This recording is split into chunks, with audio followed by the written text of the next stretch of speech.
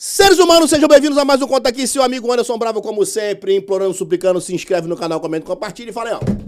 Quem tu quer na mesa com o papai, pra trocar uma ideia, pra contar uns causos, pra falar da vida dos outros, que é muito bom falar da vida dos outros, principalmente quando os outros não tá perto. Se você tem uma mentira pra contar, vem contar aqui. Tu conta a tua mentira, depois você se responsabiliza. Se você quiser fazer uma parceria, manda um direct pro Conta Aqui, podcast oficial, que é o nosso Instagram. Você manda um direct que a gente faz uma parceria. Agradecendo sempre aos estúdios BK. Fala, Davi. Valeu. Hoje nós estamos aqui com o Davi, que está tendo a honra e o privilégio de estar comigo aqui. Não é eu que estou com ele está comigo aqui, né, Davi? Amém. Então, se você quer ter o seu podcast, quer ter a sua produção, você é candidato que quer fazer seu jingle, quer fazer sua campanha, quer fazer seus cortes, Estúdios BK, o melhor estúdio de podcast do Brasil. Hoje eu tô recebendo uma dupla dinâmica, depois de Chitãozinho e Chororó, eu estou diante de Walter e Walter. E aí, Serafim? Fala, meu irmão. Qual é o Tá seu bom? nome, Walter? Leis. Hã? Leis. Leison? Leis. Plural de lei. Leis? É. Leis. Walter e Walter. Conheço o Walter há uns 30, o outro Walter também, mas o Walter não é uma pessoa que eu tô sempre em contato, mas a gente se conhece. Tá bem, filho? Já há muitos anos, é verdade. Tá tranquilo aqui, não? Tranquilo, tudo bem. Vocês são publicitários. Aham. Eu quero começar fazendo uma pergunta bem simples, que você pode começar. O que você percebeu que fez muito bem para a publicidade e muito mal para a publicidade com o advento de rede social, de internet, tudo isso? Bom, eu acho que a informática, ela mudou a história da publicidade lá pelos anos 90, né? A entrada do computador dentro das agências, né, dentro da vida das pessoas, fez um corte. E alguns profissionais seguiram, outros não seguiram.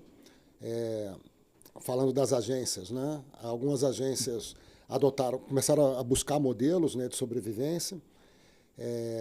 Final dos anos 90, início dos anos 2000, vieram os celulares em larga escala, né, numa escala maior.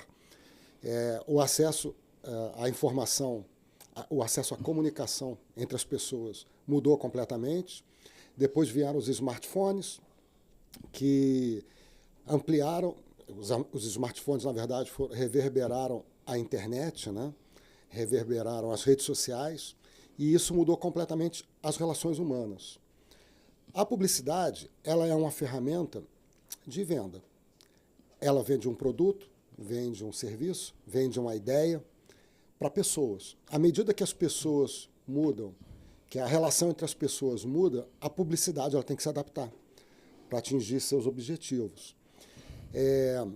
As redes sociais, a gente vive isso na nossa prática, elas mudam toda semana, praticamente. Toda semana? Toda semana, porque o comportamento, a relação entre as pessoas muda toda semana. Eu acho que muda, na verdade, o tempo inteiro. Porque à medida que você tem mais acesso às trocas, a informações das mais variadas entre as verídicas ou as mentiras, né? Ou as verdades que você quer, né? Uma vez eu ouvi, alguns anos atrás, no meio de uma palestra, um participante perguntar para uma outra participante qual a verdade que você quer, eu faço ela para você. Uau! E então as pessoas hoje elas passam a buscar as suas verdades, né? Aquilo que as alimenta, que as validam. Então, isso é muito novo o tempo inteiro. Hoje, eu já tenho lido sobre isso, mas hoje eu mandei para minha filha e para o meu genro um post que falava sobre Cloud, não lembro o nome agora, mas é uma nova ferramenta da nova inteligência artificial, que ela é autônoma. Né? Eu ainda não deu tempo de eu ver se isso é verdade, de tão louco que é, né? Que o ChatGPT hoje conversa com você, você pergunta, né? Como é que eu faço para remarcar meu voo? Essa nova ferramenta, ela não te responde, ela faz. Uhum. Você fala, eu preciso remarcar meu voo para sexta-feira. Ela entra em contato com a companhia, ela faz o login da tua conta, ela acessa teu banco, se você precisar pagar alguma diferença, ela executa a transferência e te avisa. Teu voo está transferido. Você quer marcar uma reserva no restaurante? Eu quero marcar a reserva no restaurante tal. ela entra em contato com o restaurante está lotado, ela acessa uma inteligência artificial que simula a voz, ela liga para o restaurante, conversa com o restaurante, dá um jeito de arrumar a tua mesa e te avisa, amanhã às 20 horas tua mesa está reservada.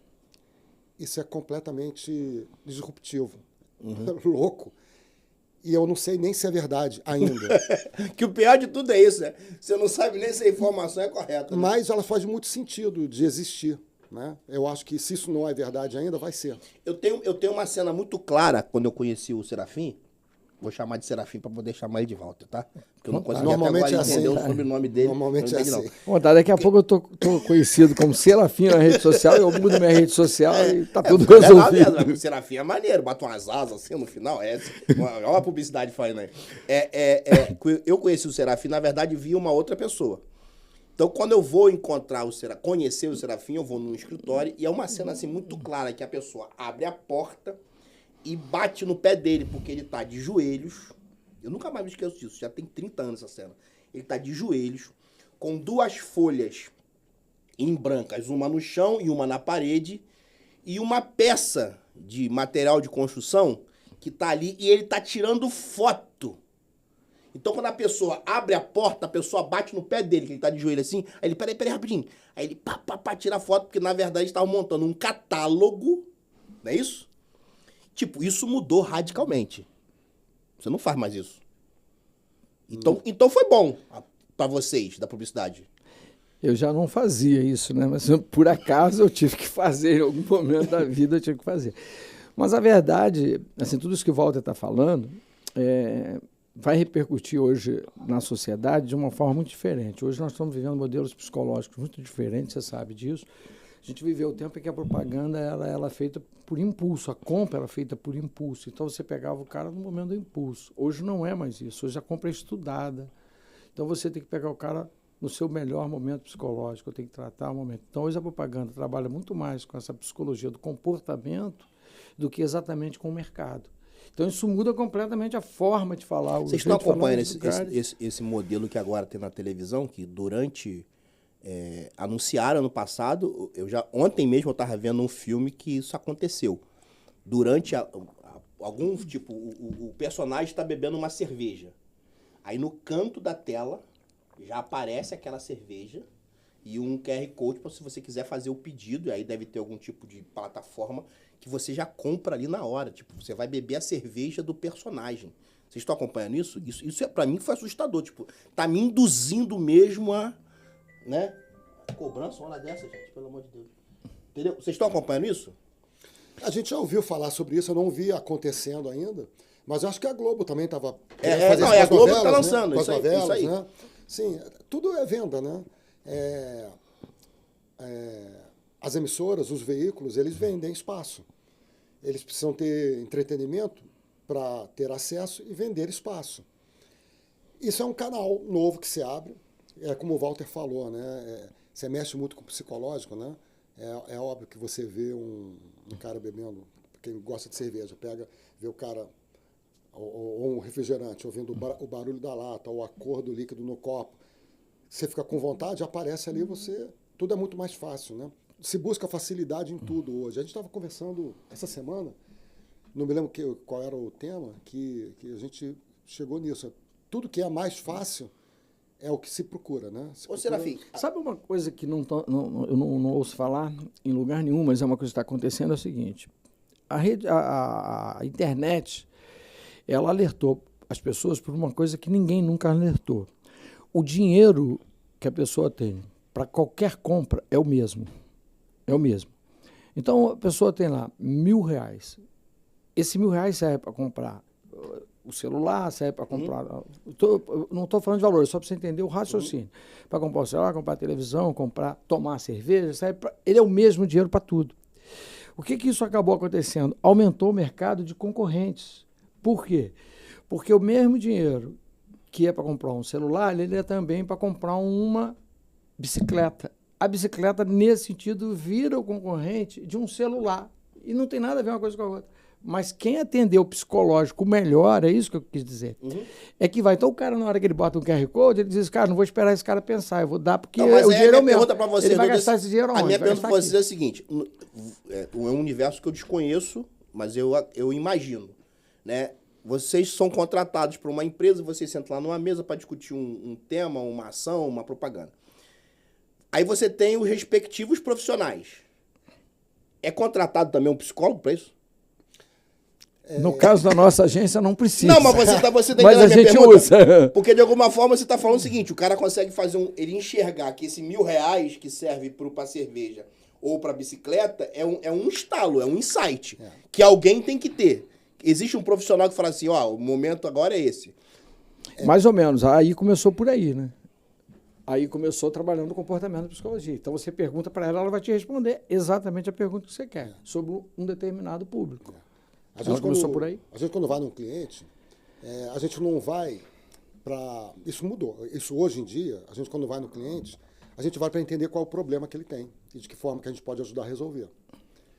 O problema dele vai ser resolvido com um anúncio, vai ser resolvido com um podcast, vai ser resolvido com uma nova rede social, ou a gente vai mandar ele pintar a marquise da loja dele com outra cor. Eu estou te dizendo um fato verídico, que isso já aconteceu. É mesmo? A gente já foi chamado num cliente, num laboratório de análises, né? E no franqueado, e ele tinha um problema que ele ficava num local que era uma esquina e as pessoas passavam direto, a calçada era muito curta, as pessoas não o viam, não sabiam que ele estava ali. Aí ele chamou a gente para poder colocar, chama pirulito, aquilo que fica no alto do poste, né? Ou fazer anúncio no jornal local. Distribuir folhetos, fazer rede social. Ele investia um dinheiro, né? Ia nos pagar por isso, ia imprimir material. Aí a gente pegou, olhou a loja, foi para o outro lado da rua, foi lá para frente, mas por que as pessoas não percebem ele aqui?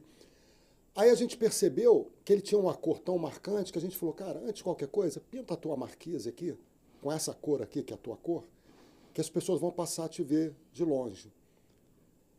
Ele pintou, deve ter gasto R$150, pintou a marquise. Eu não me lembro, o Walter é bom de número. Não, é que ele queria aumentar o faturamento dele em torno de 15%. E na época ele disse, a gente foi saber disso num encontro que a gente foi de franqueados, e ele pediu o microfone para falar, e ele disse que aumentou a venda dele em 27%. Caraca. Esse case foi ele que contou, né? Não foi nem a gente. E a gente- E aí, depois que acabou a reunião, era um tal de pessoa nos procurar, né? Que era o telefone e tal, Então, porque foi isso que E aconteceu. a gente não ganhou. O que a gente ganhou? Nada. A gente não ganhou dinheiro nenhum com isso. A gente deu uma solução para ele. A gente, óbvio, já atendia institucionalmente a marca, né, principal, mas o problema dele, a gente não ganhou nada, a gente trouxe uma solução. Então, quando a gente senta hoje, a gente vai entender qual é o problema do cliente e trazer a nossa experiência. A gente faz parte de uma geração que fazia isso que você encontrou o Walter fazendo. Bota um papel branco na parede, bota embaixo, tira a foto ali da caneca. Não, eu tive comércio, então tipo assim, eu vivi o entrega panfleto. Depois, lá em São Gonçalo tinha aquele bagulho que rodava, né? Lembra que era uma base, o pessoal colocava uma base, aí ele girava, ficava girando, né? Ficava girando, aí depois o boneco maluco, né? Agora eu nem sei mais o que tem agora. Tipo assim, cada foi sempre tentando uma maneira de chamar a atenção. Eu tive um fliperama, já te contei isso.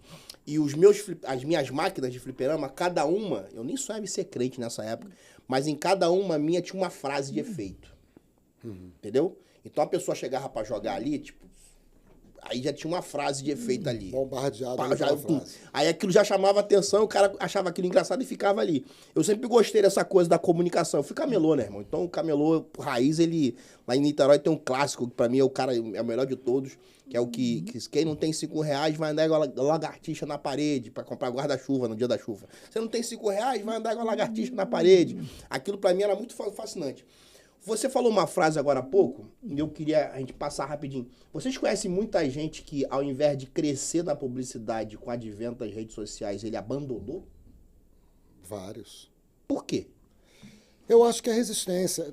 É o taxista que 5 anos atrás Mas eu não acho queria que migrar para o Uber. Mas eu acho tão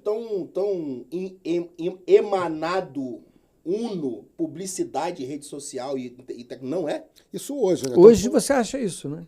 Mas quando isso surgiu, isso veio muito mais como uma ameaça ao mercado do que uma Sério? solução para o mercado. É? Ele surgiu como uma ameaça ao mercado. Como tudo, a televisão surgiu como uma ameaça a quem vendia livros. Tudo. O rádio surgiu com ameaça. Tudo. Mas é um indivíduo que não É foi. indivíduo, é indivíduo. Indivíduo. A gente, eu me lembro quando a gente... Pastor, como é que foi a Revolução Industrial? Gerou pessoas doentes, gerou pessoas suicidas, gerou uma série de coisas que as pessoas achavam que o emprego ia acabar. Uma máquina ia substituir o emprego. Na verdade, a máquina não veio para isso, ela veio para produzir mais. Foi isso. O ser humano é isso. Desculpa, Val. Não, mas é isso. Quando começou a acontecer isso na internet, a gente chamava pessoas para darem palestra na agência e você tinha pessoas da equipe que falavam, isso não vai dar certo, isso não vai funcionar, esse negócio aí não se vai fazer campanhas com isso, não se vai fazer anúncios com isso. Hoje em dia você Estou já cheio tem... de modinhas. Toda hora chega uma moda nova. Isso a gente ouviu muito. E as pessoas não criaram resistência para acompanhar, né? A gente foi obrigado, a gente gosta disso, né? A gente gosta da relação humana.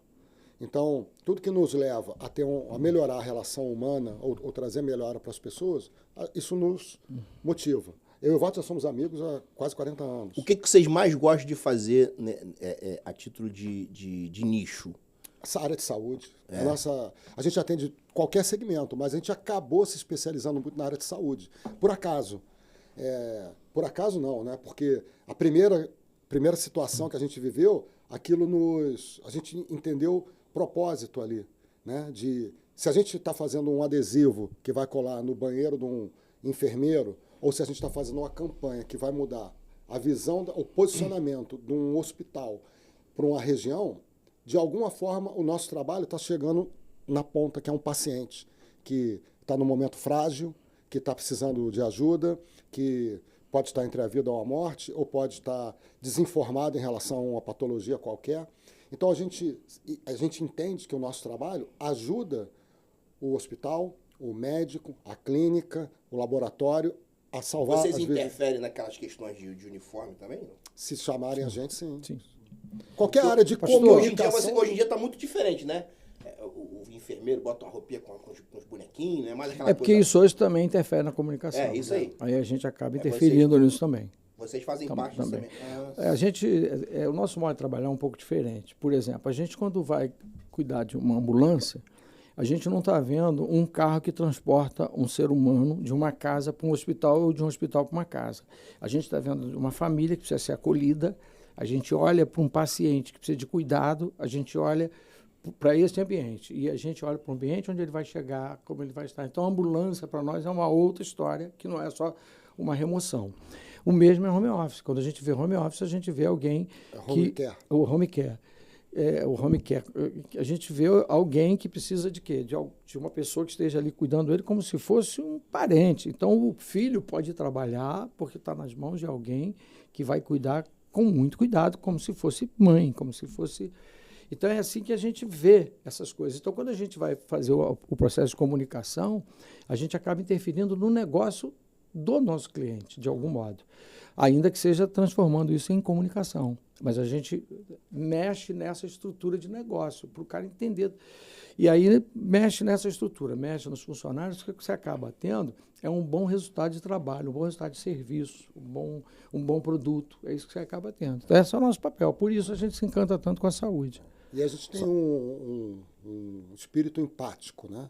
Então, a gente, quando vai atender um cliente, a gente não se coloca no lugar do cliente, se coloca no lugar do cliente dele, do paciente da ambulância, do paciente ou da família do home care. Eu chamo de a ponta da corda, né? A ponta da corda. A gente se coloca no lugar daquela pessoa. O que aquela pessoa precisa? De que forma que a gente pode melhorar o serviço do nosso cliente para atender melhor aquilo e o nosso cliente, consequentemente, crescer e ficar satisfeito e ter um serviço melhor. É óbvio que a gente não interfere na parte operacional, né? A gente nunca vai dizer como é que a velocidade que a ambulância tem que andar ou quanto de combustível você tem que colocar na ambulância.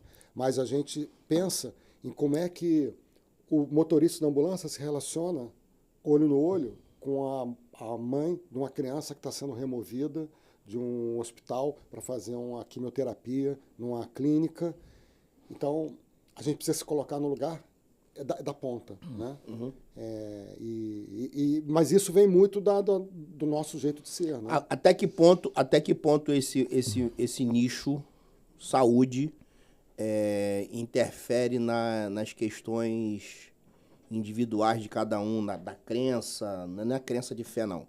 Porque, assim, eu já trouxe aqui o médico tradicional, né, o conservador, e já trouxe aqui o chamado médico alternativo, né, e eles, entre aspas, tem hora que eles entram nos conflitos ali, não aceita, né, eu trouxe aqui o doutor Selênio, e o doutor Selênio falou assim, negócio de beber água com limão é uma bobeira, palhaçada, isso, manda assim mesmo. E eu trouxe aqui o doutor, me fugiu o nome dele agora aqui, que é o homem do cannabis, que ele fala que do canabidiol.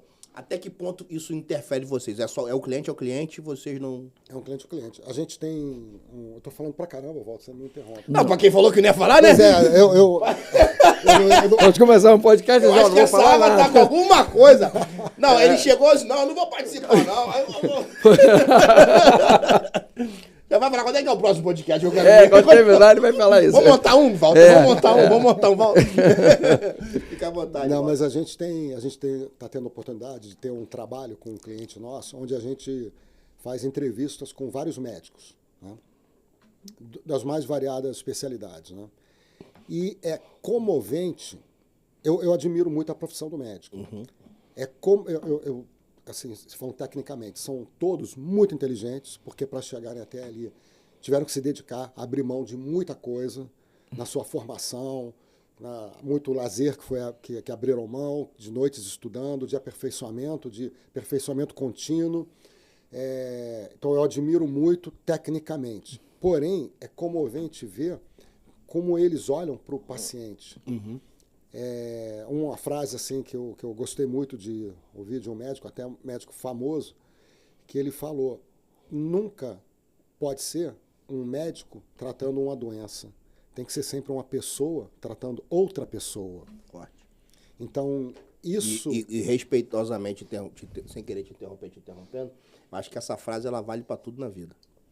Ela vale para todas as perspectivas de uma autoridade que vai se apresentar uma outra autoridade, para um político que na hora que vai assinar uma lei, ele tinha que se enxergar pessoa com pessoa, da abordagem policial, para tudo. Sim. Eu tenho esse linguajar de falar seres humanos, porque eu consigo só lhe ver como um ser humano. Essa coisa do gênero, da raça, da etnia, da qualificação, disso, aquilo, foi uma coisa que foi sendo polarizada com o tempo, e a gente passou a não olhar o outro como ser humano, né? Eu tenho uma pregação que eu falo sobre Jesus cura um homem cego, e quando pergunta, você está vendo o quê? Ele fala, eu vejo homens como árvores que andam. Árvore não anda, irmão. Só que árvore tem vários significados. Então tem gente que mesmo tendo um encontro com Jesus, não enxerga o outro como ser humano, enxerga o outro como árvore, que eu posso tirar um fruto, que eu posso me acolher. Aí Jesus toca nele de novo e ele volta a ver as pessoas como pessoas, porque é isso que a gente tem que ver, pessoas como pessoas. E não como uma ponte, uma porta aberta, uma possibilidade, um esquema. Pô, vou colar com o fulano, que o fulano é amigo do ciclano, eu vou me dar bem, eu vou tratar bem o fulano, porque afinal de contas o fulano tem dinheiro. Outro dia eu falei isso pra uma pessoa. A rede social, ela evidencia muito o teu caráter. Porque eu vou estar com vocês no almoço e vou querer tirar uma foto e postar. Porque vocês são satisfatórios para mim. Eu estou com vocês, almoço e ninguém soube. Ou seja, eu não quis mostrar. Agora você olha como é profundo isso que você está... essa analogia que você está fazendo, pro que a gente começou a falar no início do podcast, né? Pessoas lidando com pessoas, o quanto isso é importante em todas as esferas. E a rede social, que são pessoas lidando com pessoas, que a gente estava falando aqui no início. Como é que isso está interferindo nas relações humanas? Ela está transformando as relações humanas em outras coisas, né? Que a gente não sabe ainda, não conhece, está experimentando. A gente percebeu mudança de comportamentos tão radicais da pandemia para cá, né? Que para mim piorou, tá? Por que piorou? Porque revelou mais, né? Eu achei que a pandemia ia dar uma tratada no humano, tipo, valorizar a vida. O Walter me falou uma frase naquela época da pandemia, né? Que a gente atendia muito a área de saúde, a gente virou fornecedor essencial, né? E a gente trabalhou muito naquele período. porque a gente fazia comunicação para o público interno, para os enfermeiros, para os médicos e para o público externo. Né? Mas o Walter me falou uma frase assim, que eu sempre uso e quando a gente fala sobre isso, que a pandemia, desde que a gente nasce, eu tenho consciência, a gente sabe que a gente vai morrer, que as pessoas próximas vão morrer, né? Mas a pandemia trouxe a morte para cá, na tua frente. A gente começou a ver a morte aqui, né? E isso foi muito transformador. Só que a transformação colocou para fora muito do ruim das pessoas, né? Isso criou quase uma outra geração, né? Eu sempre falo que realmente o mundo acabou no ano 2000, né? Foi quando a internet começou a transformar o mundo de uma maneira diferente. Aquele mundo acabou. Começou outro mundo, né? A pandemia, eu acho que ela mudou muito. Nostradamus estava certo. Eu fui com receio, eu não conheço as outras profecias dele. Belchior, né? Belchior. O ano passado eu morri, mas esse ano eu não morro. Ô, Serafim, eu quero começar a falar um pouco aqui de um pensamento, de uma perspectiva que a gente tem. 2026 é ano de Copa do Mundo, né? E é ano de eleição. E eu não sei até que ponto vocês, mesmo com a perspectiva do cliente, né? É bom ter o médico, mas se de repente o Caiado, o Ratinho Júnior, né, o Flávio ligar, pô, faz a minha campanha aí. Ia ser maneiro, né? A título de Pix ia ser maneiro. Não? Como é que vocês estão olhando o Brasil dentro desse universo de informações, né? Se a gente puder aqui, em alguns minutos, olhar o Brasil e falar assim, cara, a gente tem que caminhar mais, porque o entretenimento está garantido. Eu sempre digo que o Rio de Janeiro, em particular, não tem problema. Rio de Janeiro tem falta de evento. Né? Porque a hora que o Lady Gaga sobe no palco, ninguém reclama de luz, de água, de transporte, de saúde, né? Aí tá na dúvida agora quem é o artista que vai vir cantar de graça no Rio de Janeiro. É a nova campanha que está sendo feita agora. Como é que vocês veem isso aí? Pastor, eu vou falar aqui, posso falar do aspecto político, mas você está perguntando do aspecto Brasil. Brasil, no contexto mundial, está profundamente confuso. Já ficou claro que o Brasil perdeu o caminho, não se tem mais uma direção definida, isso já está claro. No que diz respeito à política, esse processo de polarização, na minha opinião, destrói os pensamentos, porque o problema da polarização é que tomou um partido que podia ser saudável, mas todos os outros, ou tomou uma posição, aí todas as outras não servem mais. Isso rompe com o diálogo, porque ainda que você tenha uma posição, você não pode estar fechado a todas as outras, porque ainda existem outras opções que podem ser até melhores que a sua. Então, essa polarização deu uma estragada. O Brasil hoje está dividido, de um lado você tem excesso de candidato, e do outro lado você não tem candidato. Nesse contexto, o candidato que tem de um lado gera uma certa confusão pelo aspecto da fraqueza, da falta de direção, etc. E, por outro lado, é a mesma coisa, falta de direção, já que tem tantos, então tem várias direções. Então, hoje o Brasil vive isso. Esse ano é um ano, na minha opinião, bastante difícil, não só pelas reformas, mas também bastante difícil porque é um ano de eleição, Copa do Mundo, Carnaval está às portas aqui, o ano me parece que vai começar um pouco mais cedo, mas ainda assim um ano muito difícil de ser. Nesse momento não se dá para falar. Na verdade, o ano começa mais cedo, mas não começa, né? Tá igual a confusão vai ser apresentada mais cedo. Mas não entrou em campo. A confusão vai ser entrada mais cedo, porque a gente vai ver essa confusão um pouco mais cedo. O que vai definir isso lá na frente, hoje é uma incerteza para todos os lados. Mas aí dentro, vou até fazer um olhar para vocês aqui, por trabalharem com a publicidade, geralmente você tem uma estratégia, né? Inicial. Será que a galera tá fazendo aqui? Eu não tô vendo. Eu acho que... Porque não tem nada efetivo. Eu acho que assim, você tem que olhar... A primeira coisa que eu acho que precisa olhar é o seguinte. Qual que é o nosso talento? Eu sou bom em quê? Eu sou bom na tecnologia, então vamos investir em tecnologia. Eu sou bom em agricultura, então vamos investir em agricultura. Eu sou bom no comércio, vamos investir no comércio. Eu sou bom na indústria, vamos dar espaço para a indústria. A gente tem que primeiro tentar entender qual é o nosso talento, para onde é que a gente quer seguir. Não ficar atirando para todos os lados. Para mim, é o meu primeiro aspecto. Segundo aspecto é uma coisa que poucas pessoas falam. Por exemplo, essa coisa da... Eu acho até que é um pouco da sua visão, tá? da gestão pública, que é você é formado em gestão pública, e por você ser formado em gestão pública, você conhece isso até muito melhor do que eu. Mas, por exemplo, a gestão pública é uma gestão que tem que ser feita, ela é uma gestão consciente. Por que o sujeito que ganha 10 mil quer gastar 15, ele vai ter dificuldade.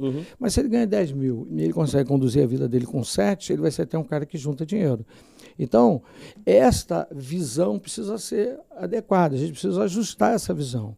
Então, a gente, por exemplo, precisa ter um melhor controle do gasto público. Você é uma pessoa que vive falando isso, eu vejo você na rede social falando isso o tempo inteiro. E transparência também, né? Então, na hora que você começa a controlar gastos públicos, você começa a equilibrar a balança da economia. Na hora que você equilibra a balança da economia, você equilibra juros. Na hora que você equilibra juros, você equilibra o mercado. Na hora que você equilibra o mercado, as pessoas começam a ter uma vida melhor. Essa é a posição. Hoje mesmo mandei para o Walter um vídeo de uma coisa simples, de uma pessoa explicando o que é, de fato, o financiamento de um carro, que ninguém percebe o que é. Aí ele explica tudo que está por trás do financiamento de um carro. E você fica assim, cara, se num carro tem toda essa história por trás, imagina todo o restante. Você imagina o que é para a construção de uma estrada, para a construção de uma ponte, para construção de prédio. Imagina o que não é a construção civil no Brasil, que, por exemplo, é um caminho. O Brasil tem um déficit habitacional absurdo, um dos maiores do planeta. E se isso é verdade, por que a construção civil passa tanta luta, tanta dificuldade? Vivem mexendo, por exemplo, quem mais financia a construção civil é o governo, via Caixa Econômica, e eles vivem mexendo na regra da Caixa Econômica. E quem acredita e quem confia nessas mudanças, toda hora uma mudança nova, toda hora uma história nova, aí você acaba... Mas você quando fala a palavra, você usou a expressão, vai ser um ano muito difícil. A gente sabe que, infelizmente, no universo tem pessoas boas e pessoas com mais intenções, né? Até que ponto esse cenário, Carnaval, Copa do Mundo, vai criar uma cortina de fumaça, inebria as pessoas, e as pessoas continuam vivendo as mesmas coisas, e a gente vai ter um ano inteiro meio que tipo inexistente, só para 2027. Será que vai ser isso? Pastor, o brasileiro, agora quem está falando demais sou eu, né? O brasileiro não tem esse hábito de pensar nessas coisas. Não tem. Ele prefere pensar como é que vai ser o jogo amanhã. É o agora. Ele prefere pensar qual a fantasia que ele vai usar no carnaval. Ele prefere pensar, acabando o carnaval, o que eu faço para dar o próximo passo. Aí vem as festas. Então, só que, querendo ou não, e aí você já ouviu gente na internet falando de sistema, o sistema já olhou para isso, sabe que funciona assim. Então vai dando ali as cenouras e as pessoas vão seguindo elas. Eu falo isso sei lá, há 20 anos. E para mim ela é muito real por causa da minha origem. Né? Então, assim, a minha origem ela é a prova viva de que a minha insatisfação de onde eu vivia, de onde eu morava, o que eu comia, onde eu estudava, e aquilo de alguma forma não me cabia e eu queria sair dali, e de alguma forma eu saí. Hoje, quando eu passo pelo lugar de onde eu vejo pessoas que continuam ali. Mas você está falando de alguém que ou enxergou uma oportunidade, foi nela, ou buscou oportunidade. Ou criou oportunidade. Você tem que criar. E quem vive nisso? E quem se mantém nisso a vida toda, que não consegue enxergar o outro lado, que não consegue ver o outro lado. Como é que fica essa relação? Então, esse é um grande... Então, mas aí é onde entra o mal político? Eu acho que é um movimento de resistência. Tá? Você falou, eu acho que não se está fazendo nada de propaganda. Está se fazendo muita coisa de propaganda política. Muita coisa, o tempo inteiro. Entendi. Né? Ainda que de forma passiva. Está fazendo. O tempo inteiro. Falando da nossa experiência, nós somos consumidores, assim como você, que faz compra no seu mercado. Nós somos estrategistas, que se precisar cuidar de um candidato, a gente vai entender ele como um produto ou um serviço, vai avaliar se quer ou não quer atendê-lo, mas vai trabalhar. E nós somos empresários, né? Que tem que sustentar a empresa, pagar imposto, pagar a equipe, se sustentar, né? Então, a gente está em várias esferas, né? A gente vê hoje, a gente se sente hoje num país muito ruim, né? E a gente tem dentro da agência, por obrigação nossa ter a mente aberta, a gente tem pessoas de todos os espectros, né? Você tem Quer dizer, a gente não tem nenhuma extrema, eu não tenho nenhuma extrema direita, nenhuma extrema esquerda. Eu tenho pessoas de centro, pessoas de direita, pessoas de esquerda, que sentam e conversam, como a gente está conversando aqui. Do meu ponto de vista, existem coisas boas na direita, coisas boas na esquerda, coisas boas no centro. Existem pessoas boas na direita, na esquerda e no centro. Existem pessoas ruins nos três. Existem coisas ruins nos três. Aí a gente volta para o que eu falei também no início. O que é verdade? A gente não sabe mais. Hoje, esse ano, sob o ponto de vista criativo, né, vai ser um ano muito interessante, muito rico na propaganda política, porque vai vir muita coisa que nunca veio. Você vai ver candidatos falando coisas que eles não falaram, que foi a inteligência artificial que fez, que alguém disse lá, usa essa imagem, usa esse texto, usa a voz dele e faz. Isso vai ter. E vai ser proibido, vai sair do ar. Me perguntaram essa semana aqui que eu achei da caminhada do Nicolas. Eu falei, o Nicolas caminhou pro Nicolas. Ele soltou o Bolsonaro na caminhada dele? Não. Ele soltou alguém que estava preso? Não, mas ele mostrou que ele é uma liderança. Ele mostrou que ele é uma boa liderança, que ele consegue levar. Então ele fez a caminhada do Nicolas. Não estou entrando no mérito se ele errou ou se acertou. Sim. Alguém me perguntou, o que você achou? Não, a caminhada do Nicolas foi para o Nicolas. Você vê como é que ele é muito bom nessa comunicação. Sim. Porque ele fez esta propaganda sem ninguém saber que era propaganda. Sim, nova forma, né? É isso aí. Esse é o lance. Né? Tipo, o cara faz, ele sabe que tá fazendo, mas quem... Não, nada a ver. E no final, o resultado tá ali. E só complementando com o Walter, já vou te dar a palavra, essa questão de, eu vou me preocupar com o carnaval, eu quero saber qual é o time que vai ser campeão, se o Brasil vai ser bom na Copa do Mundo, e eu acho que isso é um recurso de anestesia, porque a partir do momento que você não sabe o que está acontecendo de verdade, ninguém sabe, a gente não faz a menor ideia de verdade o que está acontecendo. Você não sabe como interferir. Então, é aquela história da ignorância é uma benção. É melhor não saber. Então, deixa eu me preocupar com a Copa do Mundo, que é onde eu posso ter alguma ilusão também de que é verdade ou não. Né? Os meios exploram isso. E exploram até com uma certa eficiência. Vamos falar bastante do Carnaval, vamos falar bastante da Copa do Mundo, vamos botar vários canais, vamos explorar isso. Os meios exploram isso. Vai ter um debate agora, esse ano, que é uma coisa, um problema que o Brasil tem, que obviamente vai pautar todos os discursos, que é a questão da segurança pública. A gente que está no Rio de Janeiro, a gente vive falando de segurança pública, mas ela não é necessariamente um problema do Rio de Janeiro. É um problema, muito pelo contrário, eu acho até que é um problema que vem de fora.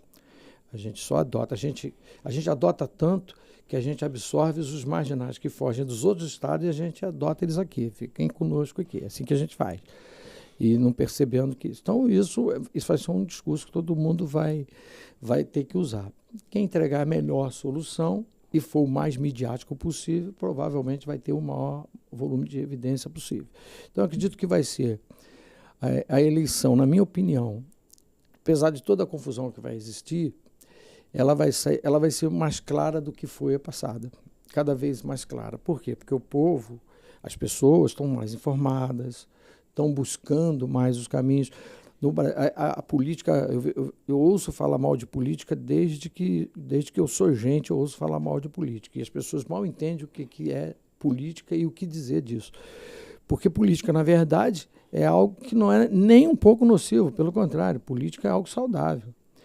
A forma que se faz política no Brasil e em alguns países do mundo é que torna a política uma coisa ruim. Ou seja, usam a política para, na verdade, colocar os seus desejos, as suas vontades, as suas ganâncias em prol disso. Mas isso vem do Império Romano, né? O Senado já fazia isso. Exatamente, né? Isso vem de longe, não é de hoje. E não há ninguém que queira romper com isso, ou que consiga. Era botar o cara para ser deputado do Léo, né? O entretenimento era esse, né? O pão e circo sempre existiu. Exato. Não, é isso. E aí, se não houve ninguém, ou pelo menos se não tem como. O que te assusta mais? O que te assusta mais? A gente não ter uma certeza de quem é o candidato a presidente ou de quem é o candidato a governador do Rio de Janeiro? O que me assusta mais? Porque os dois me assustam. Porque, vamos ser sinceros, você consegue enxergar hoje os respectivos candidatos à presidência? Você já sabe quem são? Você já sabe? Não, é o que eu acabei de Não, é isso falar. que eu pergunto. Você não Vai sabe. ser definido em agosto. Ok, beleza? É. E o Rio de Janeiro? Tá pior ainda? Então, a minha pergunta para os senhores é, o que te assusta mais, Brasil ou Rio de Janeiro? O que me assusta, no modo geral, é a falta de direção geral, tanto de um lado ou de outro, tanto na gestão federal como na gestão estadual, é essa falta de direção. É isso que eu vejo. As pessoas não estão... Eu não vejo... A gente estava falando há pouco de pessoas por pessoas. Eu não vejo essa preocupação política. Eu não vejo essa preocupação. O que eu vejo essa preocupação é o seguinte, onde é que eu consigo ganhar um pouco mais de poder e aonde esse poder vai me levar. É o que eu vejo. Então, assim, as pessoas estão muito mais em busca, isso parece ser doentio, mas me parece estar muito mais em busca de poder, mas também estão atrás de dinheiro. Não, eles estão atrás das duas coisas, porque uma gera a outra. Você tem dinheiro, você gera o poder, você tem poder, você pode conseguir dinheiro com ele. Então, são essas duas coisas. Mas eu não vejo, sinceramente, uma preocupação com o humano, com o ser humano. Esse é o problema da política hoje. Então, assim, tudo que você vê é muito plástico, é carenagem. Se o cara tiver que fazer um saneamento na cidade e no subúrbio, a cidade aparece mais, então ele faz na cidade. O mesmo dinheiro que ele podia gastar num ou no outro, se ele tem essa opção, ele faz na cidade. Por quê? Porque a cidade vai aparecer mais. Mas se ele estudasse a fundo isso, descobrisse, por exemplo, que o subúrbio precisa mais disso, por causa do volume de doença que isso traz, a falta de saneamento traz volume de doença, traz bactérias, infecções, etc., doenças respiratórias, etc. Mas isso não vai dar a ele visibilidade. Então eu prefiro fazer no centro, que aí vai dar visibilidade. Então não está pensando nas pessoas. Está pensando na visibilidade, do poder, na carenagem. Mas aí isso é culpa do indivíduo político de mandato ou é ou é da agência de publicidade dele? Não, eu acho que é o sistema. Eu acho que é o sistema. Ou é o publicitário dele assim, rapaz, não faz aí, não. Depende. A gente... Deve ter. É porque o Walter, ele me mostrou uma coisa assim, todo mundo percebe, mas o olhar do Walter uma vez foi muito mais claro pra mim. Ele falou assim, lembra do Lula? Lula era um cara que tinha um cabelo assim, a barba assim, tal, roupa toda errada, brigava com todo mundo. Foram ajustando ele, né, pra ele ser o Lulinha Paz e Amor. Então é mais ou menos assim, o doutor prefeito, doutor governador. Esse cara foi o culpado. Só tenho dinheiro. Então, só tenho dinheiro aqui pra realmente lá resolver o problema lá do bairro fulano de tal. Mas faz o seguinte, porque de repente é o próprio indivíduo, né? Eu sempre digo que esse sistema, ele é blindado para não permitir que pessoas boas entrem. Por isso que é a resistência que eu falei, né? As pessoas boas são... Então, tipo assim, o do bem, ele precisa fazer muito mais força para entrar do que o do mal, né? O do mal parece que eles detectam. Então, vem para cá pro nosso lado, vou te apoiar. O do bem fala assim, pô, esse cara aqui ele não vai aceitar a tua proposta, então não vamos... Isso é muito perceptível no cotidiano de um bate-papo simples. Então, até que ponto isso é feito propositalmente? Porque tem hora que parece que é falta de conhecimento. Parece que a gente quer dizer que a Dilma, com todo respeito, a gente quer dizer que a Dilma era inculta, não tinha conhecimento, e por isso fez besteira. A gente quer dizer que o prefeito tal é um burro, né? E por isso não fez. Será que realmente é não conhecimento ou é fácil porque ele realmente não quis fazer? Entende isso? Primeiro, eu acho que não tem burro nesse jogo. Sim, o burro sou eu. Não acho que tenha burro nesse jogo. Também não acho, você vai dizer assim, você me fez uma pergunta aqui, que eu acabei nem respondendo, você falou assim, isso é culpa dos maus políticos? Se você for analisar do jeito que você está falando, não existe mal político. Existem políticos convenientes. Porque maus políticos, eles não chegaram lá. Sim. Mal político é aquele que não chegou. Quem chegou não é mal político. Mas chegou e tá, né? Chegou e tá. Então, mal político ele não é. Ele é um bom político. Agora, mas ele não faz coisas que agradam, não faz as coisas certas, etc. Aí não tem a ver com mal político. Tem a ver com quem ele é. Tem a ver com o que ele pensa. Tem a ver com o que ele acredita, com os valores que ele carrega. E aí, o problema, em tese, não está nele. Porque, quanto político, ele chegou. Tem várias, você falou aí, o bom, tem bom que não chega. Mas tem a questão da representatividade, né? Como é que a pessoa, quando ela vai votar, ela sabe se aquele candidato é bom ou não é, né? Devia saber. Ela está votando em alguém que ela tinha que saber. Mas você acredita nisso? Em quê? Que existe essa representatividade no Brasil? Eu acho que quando a pessoa vai votar... Eu acho que isso não existe no Brasil. Eu acho que quando a pessoa vai votar... Não, depende de que representatividade você está falando. Se for para representar os políticos, está muito bem representado, por exemplo. Se for para representar o lobby, está bem representado. A gente tem uma população que tem muito mal informada, né? Muito mal formada, né? As pessoas não leem. Eu vi assim com muita satisfação que a gente está vindo uma geração nova aí que lê mais, né? As feiras dos livros, elas voltaram, né? Está voltando o livro físico. As pessoas estão voltando o livro físico, né? Eu acho que é o resgate disso. Mas, se a gente pegar nos últimos 30 anos aí, você tem a população brasileira muito mal formada. Eu sempre dou esse exemplo para o Walter, né? Quando a gente está na escola, que tem que decorar os afluentes do Rio Amazonas do lado direito e do lado esquerdo, não serve para nada aquilo. Mas aquilo serve para te criar conexões neurais que lá, quando você for adulto, você vai ver um político falando, você vai entender se ele está querendo te enganar ou não. Só que quando você não tem isso lá na base, você não tem condição de às vezes, interpretar algumas coisas que são faladas ou que são feitas. E as pessoas, às vezes, escolhem os políticos porque um parente indicou, porque achou um santinho na rua, porque ele torce para o time que você torce. Eu acredito que raramente o eleitor ele se debruça na proposta do candidato. Ele foca muito na imagem que aquele indivíduo oferece. Certo. Só que a questão é, essa proposta também é real ou também foi feita por um publicitário? Concordo contigo. E aí, como é que você vai Ele acabou de dizer que o publicitário é culpado, né? Eu quero encontrar um cara, eu quero encontrar culpados desses para que eu consiga entrar lá. Porque se você pensar, eu sempre digo o seguinte, quando eu fiz a colocação da representatividade, e você já me viu falar sobre isso, a população negra no Brasil é de 55%, né? A população de mulher é de 52%.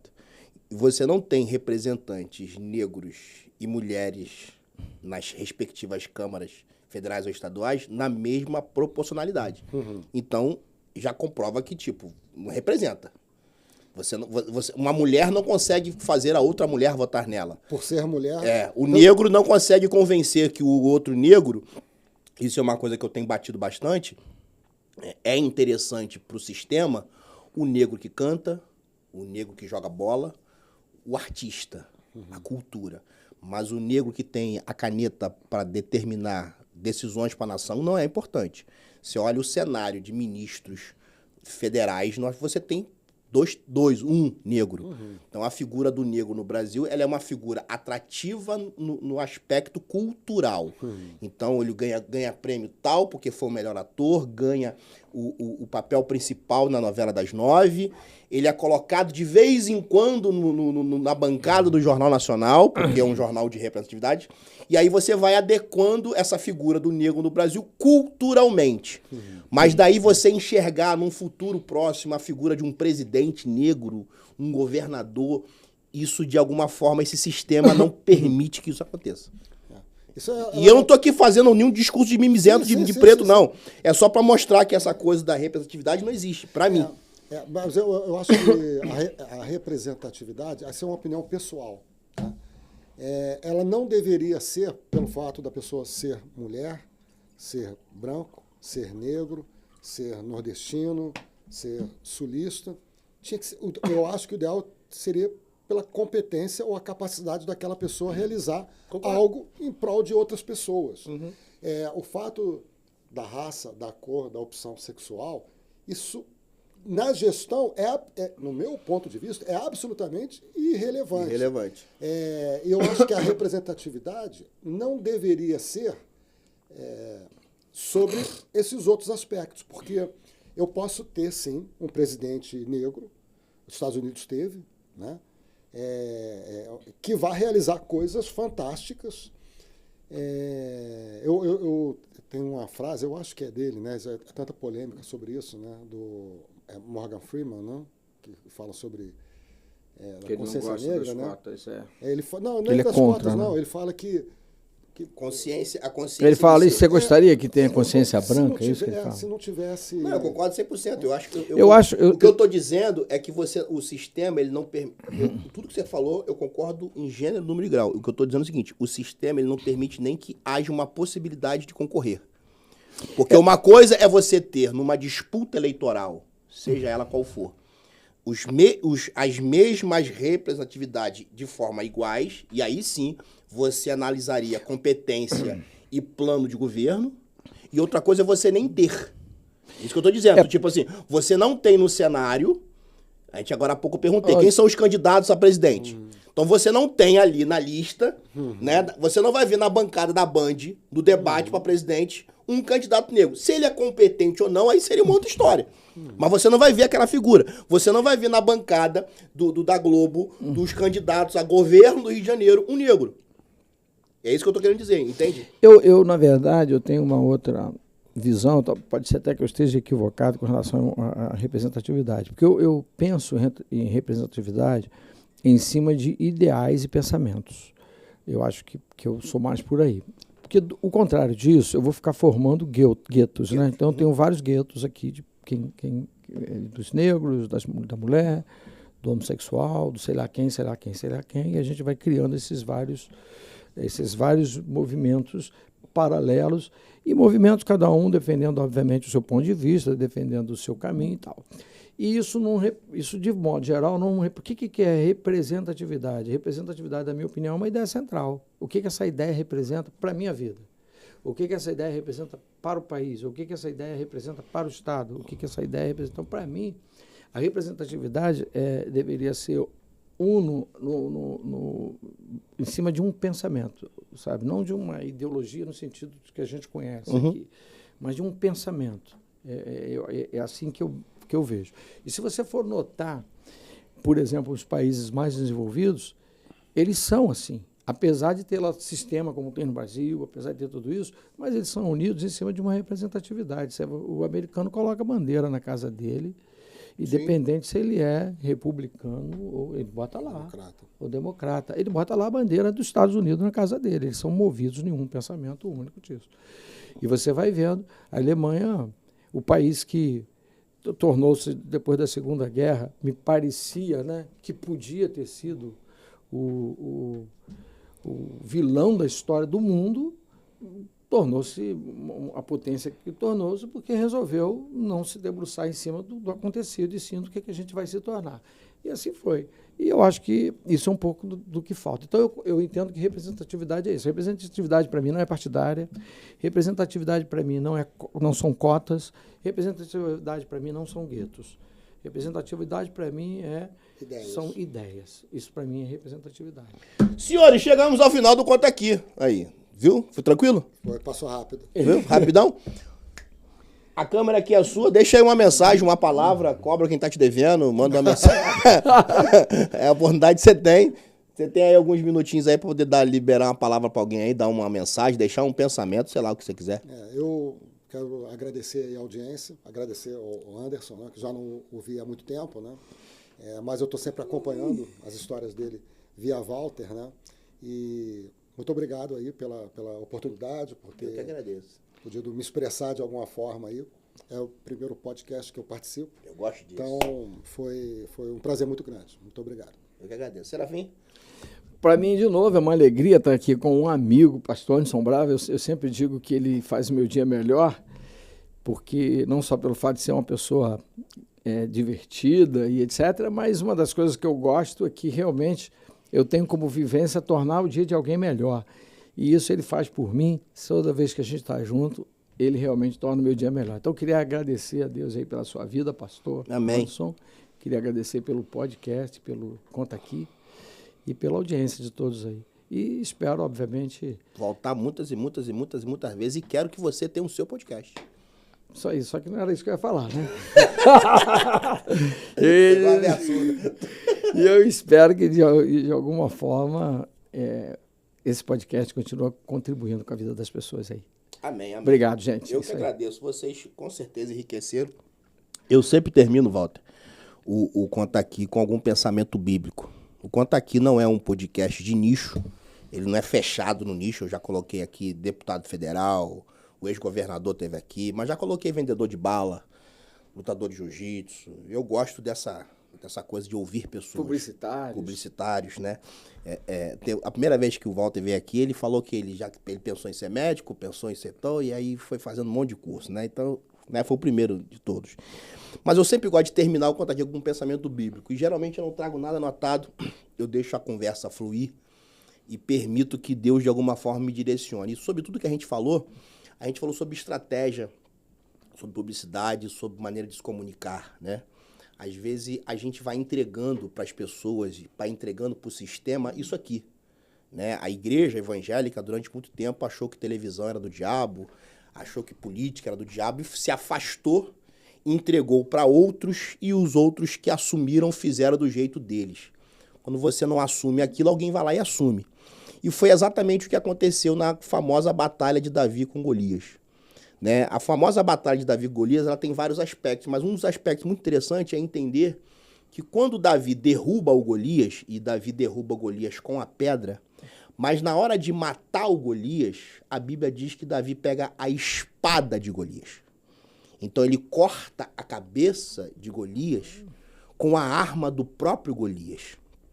Se eu enxergar rede social, internet, política, como a arma que está na mão da pessoa errada e eu assumo essa arma para poder cortar a cabeça do gigante, eu vou vencer essa batalha. Então, muito mais do que dizer e afirmar que o outro tem, que o outro conquistou, que o outro possui, que o outro domina, é entender o seguinte: de repente o que eu tenho no primeiro momento é uma pedra. E com a pedra eu derrubo. Mas na hora de matar, eu preciso ter uma arma. E já que eu não carrego essa arma, eu vou usar a arma do próprio gigante. Então que a gente possa continuar sendo esse estrategista, porque eu acho que essa é a nossa grande diferença.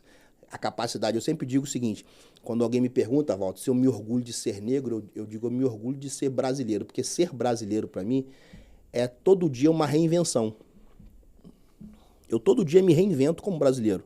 Essa semana eu tive uma experiência muito engraçada, que parecia até que eu não saí da origem da onde eu saí. Porque eu estava muito tempo sem andar de transporte público, por ter carro, por pegar carro de aplicativo, e aí eu fui andar de transporte público e eu me enrolei. E eu comecei a rir, eu me enrolando. Eu falei, velho, eu fui pobre, mano. Eu andava no 55, lá no Alcântara, lá, eu pegava o 12, que passa na Covanca.